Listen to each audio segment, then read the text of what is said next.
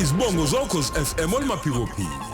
Isibhabhanyone esishama phiko phezulu kweGolden Etheku. Inyoni endizele emafini kumkhathi wajama zonke izizwe zakhothama. Ukhozi onjengengudude phakuzisa amaphiko kwaqovumula izulu. Sizwile iqewula ngezulu kaKK Masinga phansi eintabeni zasebhodwe. Yaphinde yabubula ngezulu kaBhodloza Nzimande elingenamkhawulo. Ishashalazi zeligida amatshitshi namajongosi. Lagida uLady D, lagida uDithi Ngwenya. Laphinde lagiya amaciko agiya ngombhobho njengesikhwili. Ngisho izingcwethi ogcabale mbathathu manyathela noKansas City Mchunu umfana omuhle nabonke abafana bakhona emhlabeni. Ndizanyoni emaphikophiko, ndizanyoni yesizwe ujubalale umhlaba wonke. Izibongo zokhozi FM sizibhalelwe umini yakhuba imbongikazi.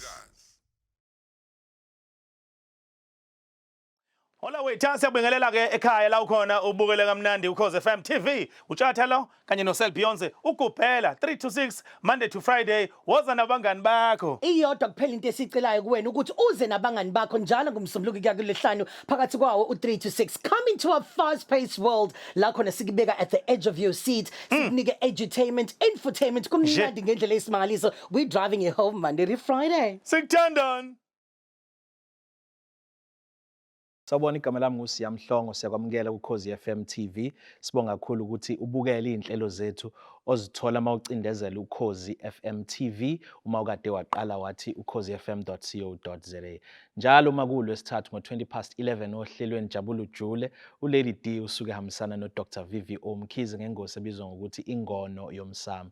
Namhlanje ke sinethuba eliyingqayizivele ukuthi sixoxe naye uKhabazela. Namhlanje sizobheka umsamo siphinde sibheke ngokuThwasa. Ngiyazi ukuthi kuke kwakhulunywa kodwa mhlambe namhlanje kukhona ukuchazeleka uzokuzwa kahle usumbuka eyichaza lento uDokotela uVVO Mkhize. Khabazela siyathokoza sawubona. Ngiyathokoza baba ukuthi ngibe nani futhi kuKhozi FM TV.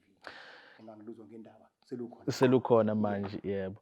Khabazela ngaphambi ukuthi singene kuloko sobe sikhuluma ngakho namhlanje umsamo nokuThwasa akusiphe nje mhlambe indlela yokuthi usebenzela kuphi ngoba ngiyazi ukuthi uminxa miningi unezincwadi uphinde usebenze futhi nezikhungo zemfundo ephakeme nasemlambo omunye kanye neminye imikhakha ukuthi iyasebenzisa ulwazi lwakho ukuthi lizongenelela ekutheni kube khona izisombululo ezithile. Ngiyabonga kakhulu siya leli thuba. Ngise Mgungundlovu anginje ngaphandle kwasemgungundlovu mawuya ngasemshwathi isigodlo umlambo omunye la sikhona. Yiplaza empeleni abadala abenza umhlola banginikeza nje ngakaThwasa. Mina ngiyitshela ukuthi banginika iplaza nje kanti iyona ndawo esengiyosebenzela kuyona. Umlambo omunye linomlando leli gama ngoba umlambo umfula. Umlambo omunye abaningi abangalanga kompendle bazokwazi ukuthi indawo lapha yangasemasangazana lapha phezulu ngasencwadi kwakunomuzi omkhulu kwakuneplaza lapho lomlungu akuthiwa uHobili ukhokho uluphuzi owenamakhosikazi amathathu ila ayinomuzi khona efuye inkomo ezazibizwa kuthiwa indlu ivaliwe ezazimnyama ukuthiwa zazigijima ko400-500 umlungu emvumela ukuthi azifuye lezo nkomo. Washiya emhlabeni ke seneminyaka ye104. So ke ezala umjovo ngizobala nje ubaba omkhulu enqondweni naye nje kodwa ngowe namakhosikazi amathathu kodwa ke mina ngiphuma enzelwe kamkhulu umjovo wazala amadodana amabili uvimba nomvimbezeli. So ke mina ngiphuma ke komncane ngebhadi ngizothi ke noma ngenhlanhla ubaba ke wasuke yena waganwa waphuma kanti awuphume ekhaya uma ngabe uwugcina. Ubaba omkhulu naye waphuma wavaleka umuzi wawubawelela ngapheshe encwadi okwahamba safunda senza zonke izinto nani engitheke nami ke sengidlule komsakazweni enkampanini eziningi njalo ayisaqhuma iswebhu ke baba kwathiwa cha sesikufundisile sokufanele uthathe umsebenzi ukuthi uvuse umlambo omunye. Kodwa umlambo omunye uma uvusa uyovusa ngengcebo entathu. Ingcebo yokuqala kwakuphila abantu kulwamuzi kudliwa inyama. Owesibili kwakulashwa abantu kulwamuzi ngoba ugogo ukhinwe nabalozi owelanywa umjovo. Bese kuthi okwesithathu kuba ukuthi buyisa lo wamnotho the wealth owawuvele ukhona wethu thina samakhehla.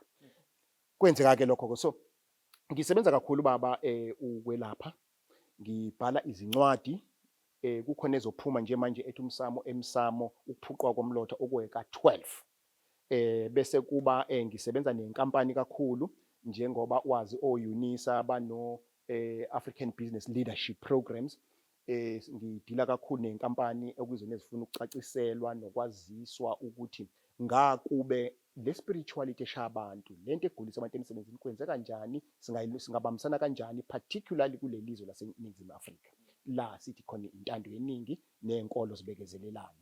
Ngisebenzisana kakhulu nama universities ne-MOU ne-UKZN, sine MOU ne-University of Stellenbosch, kune MOU esizoyisayina ngoJuly ne-Howard University ese-America. So siyasabalala kakhulu, ngiko YouTube, ngikhona yonke indawo la ngikhona la sikhuluma khona, ngisebenzisana kakhulu nama radio stations njengoba nje oka7 lo nyaka kuyingono yomsamo la ukhosini. Ukhozi zela qopha umlando salimema lazosakazela khona emlambo omunye ukuthi nabo ubudlelwana asibushuquze bube buhle buhambe kanjeya. So ke ngizobala lokho kakhulukazi okuyikona esebenza kakhulu ngakho. Siyathokoza yize ungemusha emsakazweni. Angimusha emsakazweni ngafe ngo1981 ngaze ngahamba ngo1990 mangaprocess. Yebo. Nakhona ke kusho kwaseqala lona uhambo. Yebo. Yeah. Khabazela singene kwinkulumo yethu namhlanje. Mhlawumbe ngiqale ngokuthi ikhathi esiphila kuzo njengoba ku2022 nje sibona kakhulu ukuthi ngisho bekuthiwa impucuko nenqubekela phambili ngokwekusabalala komhlaba nobuchwepheshe, kodwa kungazuthi abantu baya ngokuya bayayifuna ingonyuluka yemuva labo nokuthi bangobani. Lokhu sikubona kungenelela einhlakeni eziningi ezahlukahlukene ngosopolitiki, ngisho nakubantu beyinkolo mhlambe ezinye singabala ngisho eyobuKristu. Sibona ngisho mhlambe komabona kude la besingaboni khona igama lo African spirituality, uhlangothi lobuAfrika ngezinto. Ake sibheke ukuthi mayenzeka lento ihamba ihlukane iphinde ibuyelane kangakanani noMsamo. Kade ngikhuluma nomunye ozakwethu osebenza ngale ngemuva emakhamereni njengamanje, uthi yena uMsamo, ngithi mina hayi uMsamo. Ake sichaze lento siyidefine nokuthi iphathelene kanjani nomuntu nokuphelela kwakhe nekusasa lakhe naloko kumele ukuthi agcine eyikona ngokomdali. Uyazi siya ngibe nenhlanhla mina ngoba ngikhulele emakhaya phaqa. Isintu kuseyisintu, ubuntu kusebuntu. Ngoba ngizalwe ngo1956. Ngizobe ngithi 66 ngoSeptember. Ngithe ngikhulele emakhaya isintu ngisibona senzeka ngilifunda isiko nesintu ngingakufundi encwadini. Ngaphinde nganenhlanhla yokuthi futhi abazali abangikhulisile baba amakatholika. Ebukatholikeni ilamasonto okuthiwa ama-conventional churches, lamasonto asabambe isiqi. Ngalezo ikhathi kwakusabelunga befundisa, kodwa kungaxwaywa okwesintu. Ngase ngixuba-ke lapho. Khona lapho kulokwesithathu nganenhlanhla esiyayo ukuthi ngase ngiyafunda kakhulu, ngaya ema-university ngaze ngenza o-masters, MBA, PhD. Kwase ukuthi ukugcina sengiphila kule era namhlanje. Manje ke ukubuyela embuzweni wakho, le era sengiphila kuyona namhlanje ile era manje osuyibheka ukuthi seyishintshe kakhulu kunali yami engakhulela kuyona. Abantu bakithi la usewubona khona ukuthi no, why such a rush in life? It's because of the dynamics and the changes asenzeke empilweni zabo. Uyabona nje for instance, umfana ongangawe wayetshelwa nje only one message babe ekhaya. Kwakuthiwa kuyena wemfana ukhule, uganwe, uvuse umuzi kayihla. Phelile, ayindaba education. Ukhule, uganwe, uvuse umuzi kayihla. Ngapha intombazane, hey wena, kofanele uganwe lethi inkomo wena. Kumlapho. Namhlanje ishintshile izinto.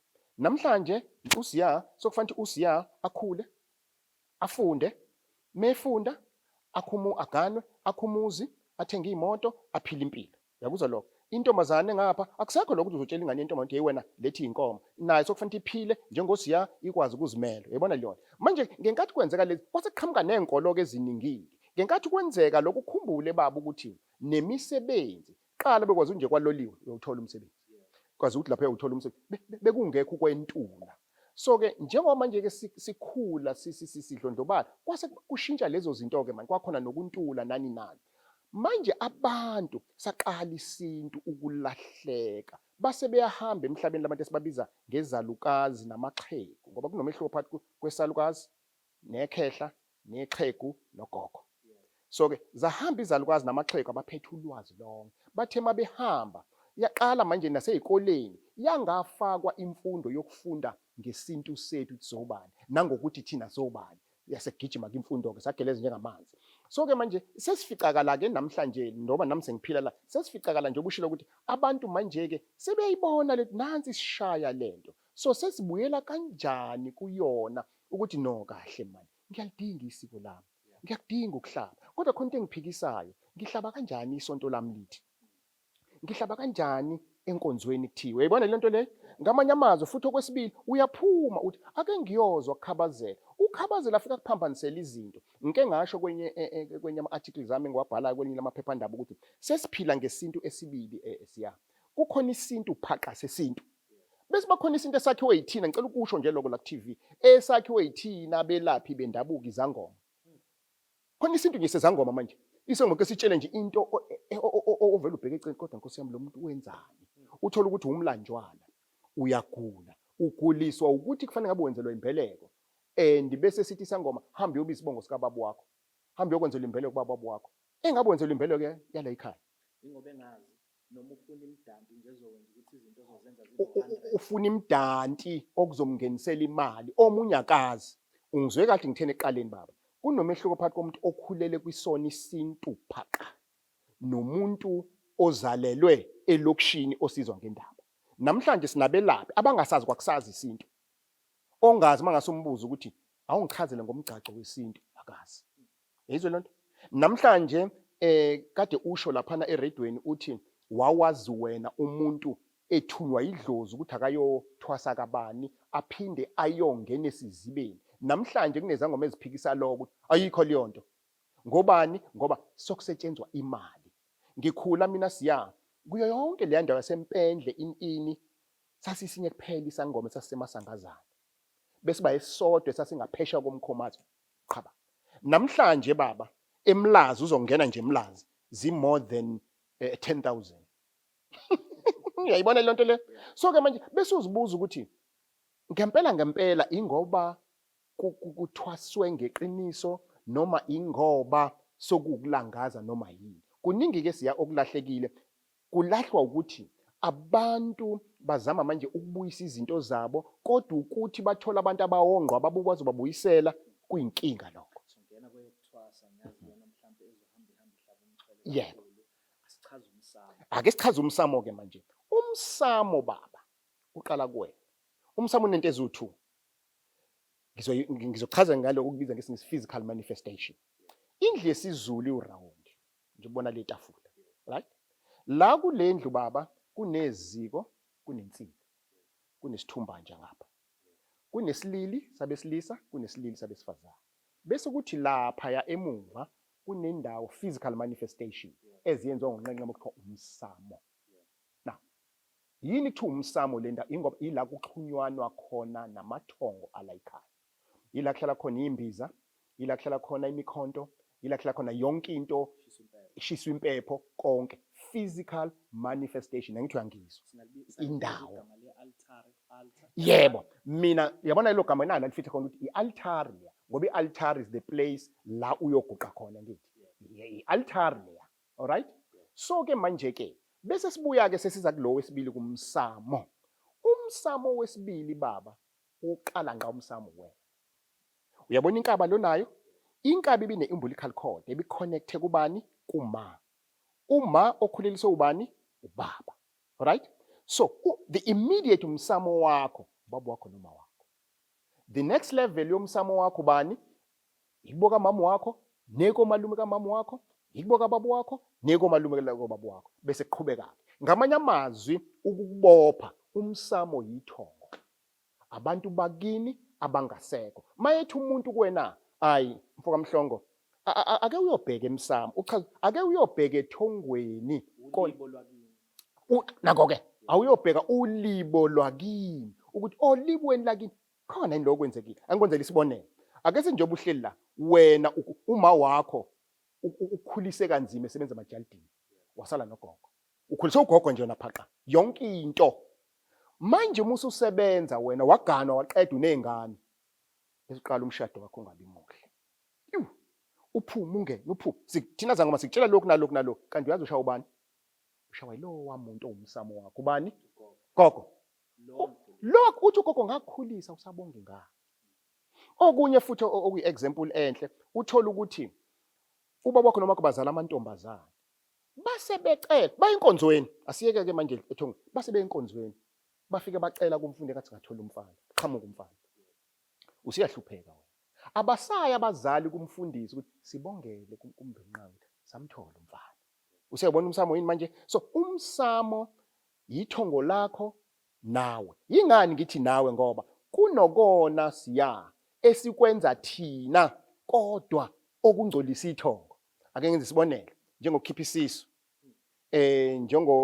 ekuphuphuma kwesisu ungcolise wena njenganokulala nomfelokazi ukulala nomuntu wesifazane wakhipha isisu ongcolile uyayizwa leyo nto or wena uyindoda ekhaya ubuzobhadeka kumama ungcolisa ithongo lala ekhaya nelikamama lala ekhaya noma ukudlwengula so wena manje as umsamo ozongcolisa ini the core of umsamo so ke umsamo ukukushwabadela nje i-altar lapha ya bese kuba wena nethongo ingakho ngeke ngiphike mlento esho ithina belapha ukuthi funa ngizogeza umsamo funa ngizolapha umsamo iba specific yini ozoyilapha kusiya emsamo wakhe na uma ugeza umsamo yini loyigezayo iba specific Baxhumana kanjani khabazela lo obonakala ngeso lenyama physical manifestation wasendlini yaka round nalo owulibo lwakithi noma ekhaya koma lo onokuthi angenze kahle khona ngeke ngungcolise noma khona ngizoloku ngithola inqubekela phambili yezinto ezinhle noma yezibusiso bahlangana kanjani yazi wamnandi umbuzo siya kunalento esaphucwa yona amaphupho dreams khona umuntu siya oke athi yazi ngiyasebenza kodwa imali angiyiboni kodwa kunale khehle ngiliphupha nje ngiliphupha bese uyaxoxa ekhaya kubaba bathi babagayi umkhulu wami lo manje sokufanele uthime uthi umkhulu ufunani uyabona leyo sokufanele manje uhambe uye lapha kwi-altar ke manje uyoguqa ubuze le communication esesaphucwa yona kuyalahleka ukwenziwa njalo emandulo uthi hayi sokuzosho ubaba wakho ngobusaphila wena cha lamkhulu nangumfana la usiyaka uthi uyavela kuyena ngakhona nokucelayo kuyena sekuzovela mhlawumbe imbuzi sekuzovela mhlawumbe into ethile usuyenza ke kwena so ngamanye amazwi leya ndawo yila sikholelwa khona ukuthi bahleli khona yila sikholelwa khona ukuthi yonke lendlu eyani eyabadala it is like our holy place and a holy altar ngithi yabona yila behleli khona ingakho ke nje siya wonke ama rituals siwenzela la ingakho ke futhi siya uthola ukuthi bathi abantu hayi yakhe indlu yasekhabo ma wakho yakhe ayikho leyo nto njoba umhlongo wena uma wakho mabani uyabona lapha kwaMhlongo kukhona amathongo amabili la kwaKhanyile nakamhlongo so ubaba wakho meyempepheni funa afika athi nina bakoMhlongo nabo usibani abathophe bese ethi ningabashiya balengani beni bakoKhanyile ngithi nasi isithebe baba asithule kubaba wakhe nasi isithebe baba nasi isithebe ma uma esahamba uma ngithi dlana njoba ngiyoka kaMhlongo la ekhaya uma wami uMakhanyile lo round usendlini yakwagogo cha uround baba yindlu yethongo la ekhaya kwagogo ungizwe kahle ugogo ozala umhlongo so akuwona yini amathongo akwazuma umazuma lawa kulo round ngoba phela indlu yakagogo cha imamkhulu asichaze kanje seke kuthiwa kagogo isinamhlanje lezi lendlu lena yindlu abadala ikhishi angiqale kanje uma umuzi baba yaba nje asithi nje manje uthola isite emakhaya indlu yokuqala okufanele uyimise ufuna umise lendlu uthi ungayimisa lendlu bese wakha ezinye izindlu amalawo right osekuzolandela lapho sufaka abantu abadala ngenkathi ubalanda ekhaya elikhulu babuwakhe kunike ekhaya elikhulu uzobafakapi la kulendlu kulo round so ilanguage nje ukuthi kwagogo kodwa ilanguage indlu yabadala so njobe sebafake la kusho ukuthi usubikile wena umuzi usufakelwe ithongo phelile bengizoba nomunye umbuzo mhlawumbe sesewusavela ingomso ngoba ikhona nenye ebengiyaye ngizwe ethi indlu yakagogo ugogo ozala umnumzane wala ekhaya ngoba kuzovuswa isibongo hayi ngicela ukuyiphendula akukho lokho yithi ngichazele umkakho lapha kwaMhlongo yimaphi amagama amabili abizwa ngawo ngaphandle kankosikazi nomakoti? Yebo, aphinda abizwe ngaliphi? Ngoyise. Yebo, kusho ukuthini lokho?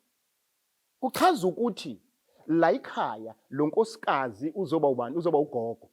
So manithi nina nakha indlu kagogo kanjani ngoba ugogo vele ukhona, ugogo uyena okwazi ukusebenzisa izibongo ezimbili la. Ugogo uma ngabe uyise kwakumanqa kamatshe wakangcobo, ugogo kuthiwa awu usho lapha kwamangcobo kamanqa kamatshe. Ugogo khona la. Ungayakha indlu kagogo ngobuthanda kodwa nansi indle ukhiye.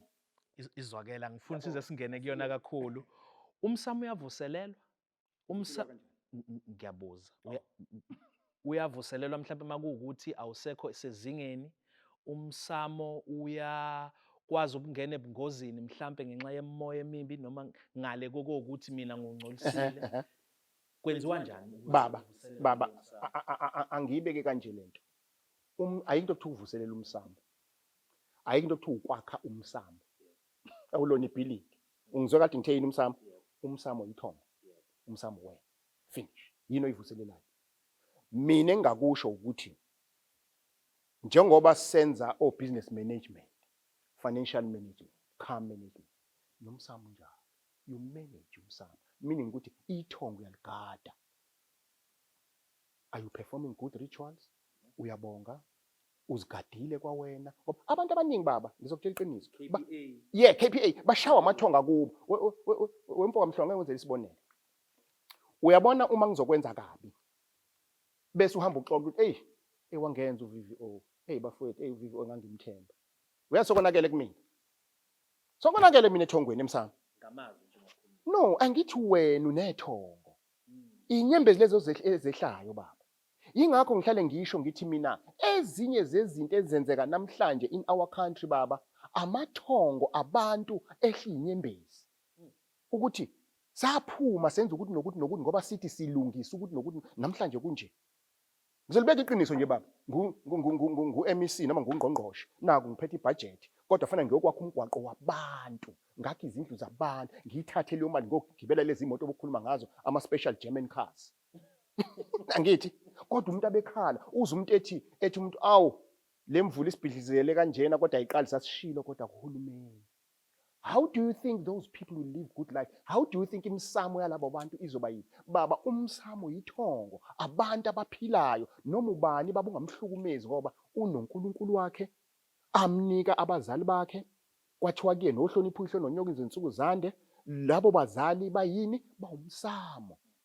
So-ke ayikho into okuthiwa ukuvuselela umsamo. Ayikho into okuthiwa ukugeza umsamo. Ayikho into okuthiwa ukufaka umsamo. Ukufaka abantu abadala.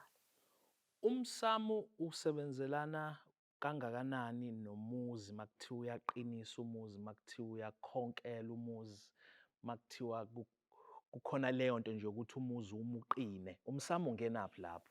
Baba, njengoba sengishilo, umsamo yithongo abanikazi bomuzi. Umsamo yithongo abanikazi bemoto. Yabo le moto engihamba ngazo ezamakhehle nezalukwazi. Akhona eyodwa eqinisile. Uzoqiniselana. Ngoba igadwe yibone yabo. Mina mangiphuma ngithi Mkhize sengihamba ngithatha le ngihamba. Finish. So kuthiwani imali. Umuzi baba. Umuzi uyawakha, ubike, unika abadala. Angithi? Right. Mina ngikhule kunento okuthiwa abafana. Abafana bebekhishwa amakudumizu bajikijele bokugada izulu. Nakhona benziwa yinyanga ezakhelwe lokho ezikhethekile. Specialized on that. Uqinisa umuzi, yebo umuzi uyaqiniswa, kodwa hayi noma ubani. Kunenyanga zekhethele eziqinisa umuzi. Hayi lento esiyenzeka namhlanje baba. Noma nathi uqinisa umuzi. Futhi noma ngawuqinisa umuzi emfoka Mhlongo. Uma ithongo selifuna ukushaya lokushaya nawo umuzi uqinile. Ngizokwenzela isibonelo. Inso zamatekisi zifaka amabhande la. Ingcwebo bangadubuleki. More than 200 mina sengibakhumulisile lawo mabhande abakushayi phela. Bamshaya unebhande bangamshayile.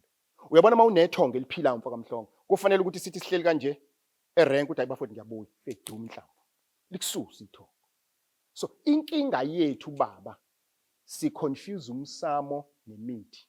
Si-confuse umsamo nokuthi uyini. Umsamo abadala abakini abakubhekile siya. ukuzwe kuthiwa khona umuntu ophume imoto bathi mabefika amaphoyisa kuthiwa ushonile umuntu lapha uvula uphuma uthinithi usindiso ubani bebekuyala bebekuwonisha bakini yayizwa leyo nto yebo noma uNkulunkulu bekuwonisha ukuthi wake up yabona ngifuna ukungena futhi kancane nje siya kumsamo ngoba ngiyazi abanye bazobuza wesiya uyabona la kuthina abantu abamnyama sisuka kude 1652 kufika belungu la kithina kukhona olibweni lwethu kukhona igazi labelungu kukhona igazi lababa amakholwa kukhona ukuthi wena siya uphupha ikhehla ligqoka ijazi liphethe iBhayibheli lithi kuwena lekhehla womfana wami nanku umsebenzi engangikwenza ngicela ukuthi uqhubeke nalomsebenzi wami Musa ke bese uqhosha uthi hayi mina ngisebenza ngeBhayibheli mina ngumfundisa nguthinta cha kubuya lela khehle lalisebenza ngaleya ndlela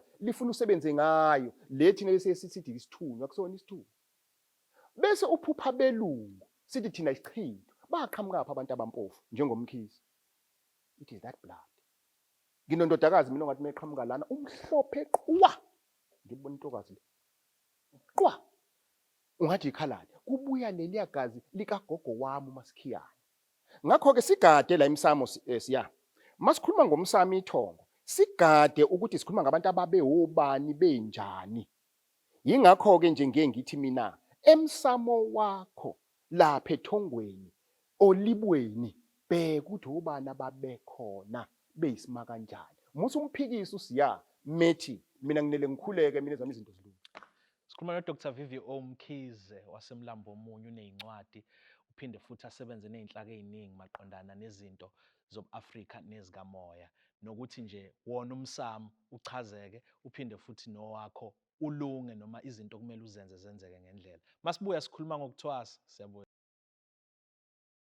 igama labo noNhlanhla umRosary wakabuthelezi imRosary limarenchas angihambi ngedwa ngihamba no DJ Sigomeza Hayi siphombata DJ Sigomeza njengoba seshela umroza sikhona kuKhozi FM Vuka Africa Breakfast Show #Ukhozi FM VABS yona indlela oxhumana ngayo nathi la sithi ezweni sakhile sikhuluma ngezinto ezithinta ezomnotho ezithinta iphakethe lakho Akucini lapha mroza sobe sekulethela ke konke lokhu ngolimi lwakho sitholana kanjani ulandele zonke izinto esizishoyo usebenzise hashtag yethu yodumo #Ukhozi FM VABS Siyakwamukela uKhozi FM TV igama lami ngoSiyabonga kaMhlongo kulesi sigaba sesibili nesokugcina njengoba sikhuluma noDr VVO Mkhize sikhuluma indaba yokuThwasa kuyini ukuThwasa okuyikho ukuThwasa mhlambe kuukuthi uzoya esigodlweni uqeqeshwe noma uzongena ngaphansi kwesiziba mawungena ngaphansi kwesiziba usukuphi usukusemhlabeni noma usukusemanzini kusetshenziswa ini imoya inyoka yona isuka inani eyidlalayo makunjalo yonke leyo mbuzo sibuza yona njengamanje kuDr VVO Mkhize isikhabazela yokuThwasa ikakhulukazi ezikhathini zamanje angazi kwenzakaleni ikakhulukazi kwi-show business kwezikaqedisa isizungu sibona amaciko amaningi uthola ukuthi ayathwasa kumbuza abantu abaningi abayibuza wona ukuthi ngabe lokho kudalwa yini kodwa ngaphambi kokuthi sifike lokho kuyini ukuthwasa okuyikhona ngiyazi mina emndenini ukhona wakwathwasa komalume ngiyazi nje ukuthi wayevela akhala hayizi kube ngathi uphambanelwa yikhanda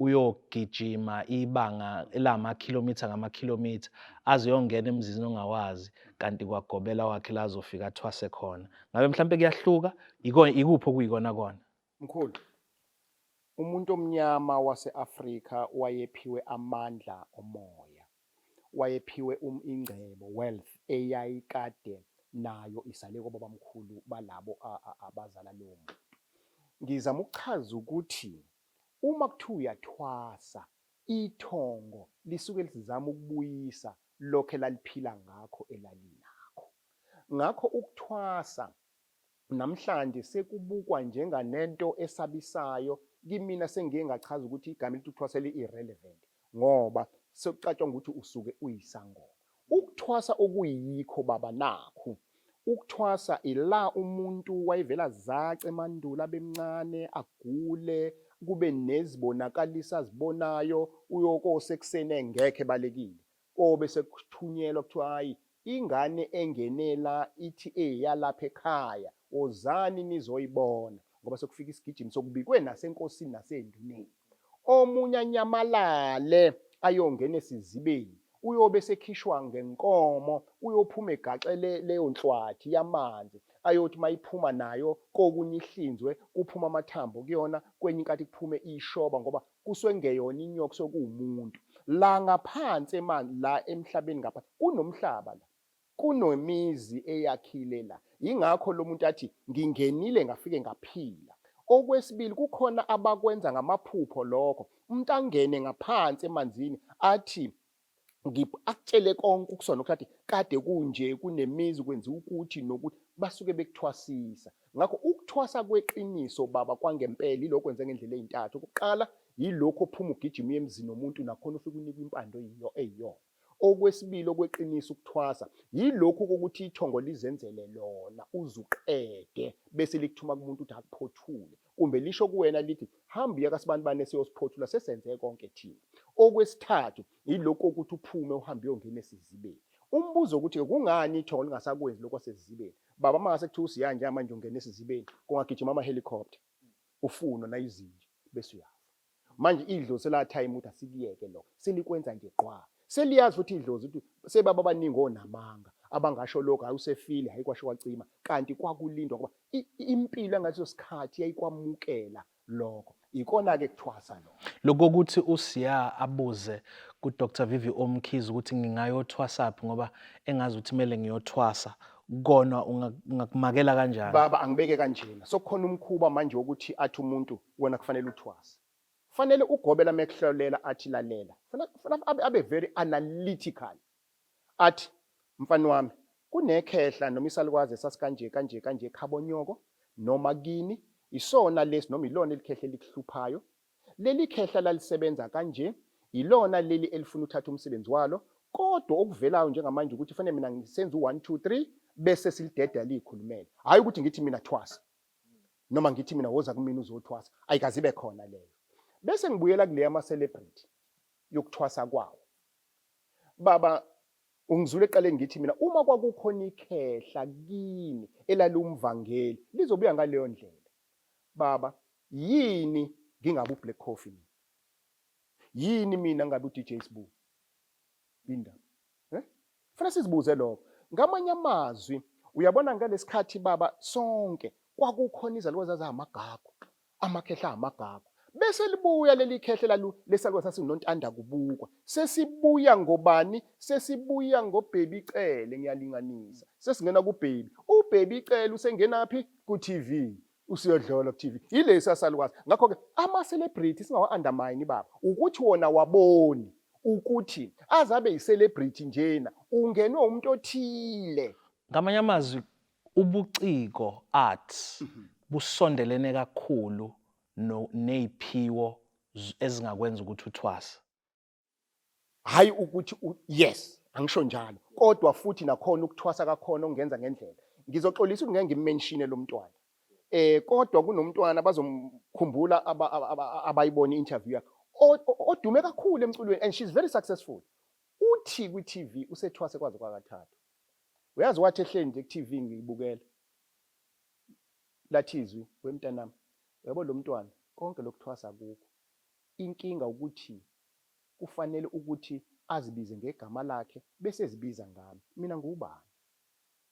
Asangimfonele ngoba ufuna ngigada. Mangimfonela kuzothi hawo VVO ufuna udumo. Mangimfonela uzongikholwa yini?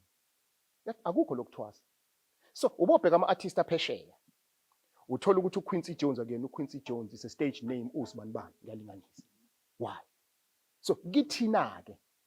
Angithi abantu efanele? So uyamona uBlack Coffee stage name kodwa unegama lakhe nesibongo bani uMaphumulo ngithi mangaphosi unathi Maphumulo. Yabona le nto enjalo. So ngamanye amazwi akazokubheka uBlack Coffee lokuthi ngize ngithi uBlack Coffee ngoba ngangimnyama yini. Yayibona le nto. So ke bese ngiyibuza ukuthi why uVVO yena engabanga umculi? Wayenga 8. Yabona? Uyabona la ekhaya imali ngifuna ukuya lapho angiphunyula. Ngaba umsakazi kodwa khona into eyisimanga. Wazi wahamba ukhansasa emhlabeni esishaya sonke. Till today akakazali ukhansasa. What is it that was in Kansas? Ubani lo owayeyigagu ukhansasa wayedlula amakhehla amagagu kuthini? So ilento ofuna siyibheke mhlawumbe akulingani. Ngakho ama celebrity inkinga yawo nansi ukuthi asuke wona abona ukuthi imimoya yokuthwasa lebangena kanti cha akazi ukuthi ngize ngoba yi-celebrity nje why ingoba kufanele ukuthi ngibheke ubani lo osebenza ngalomzimbo yimina. Asibambe lapho khabazela siyiqhuba ngokuzayo sishisa mnandi njalo mningi eminye imibuzo bengisazoba nayo. Asithokoze kakhulu khabazela bese sicela imininingwane yakho ngaphambi kokuthi sivalele. Ngiyabonga kakhulu mntaka baba kulula nje inombolo mabesidinga 087 11 00 kanti office egoli 010 007 5294 noma /5. Dr VVO Mkhize uzobuya futhi uzwile nawe ukuthi sikhe phezulu nje sithintile. So yamukela imibuzo yakho ungakhohlwa noke inkundleni zethu zokuxhumana @ukhozi_FM. uTwitter no-Instagram sikhona futhi Ukhozi FM ku-Facebook. Ungaphuthelwa yilezi inhlelo kanye nezinye kuKhozi FM TV. Igama lami mina ngoSiya Mhlongo. Asiphinde sibonane ngokuzayo.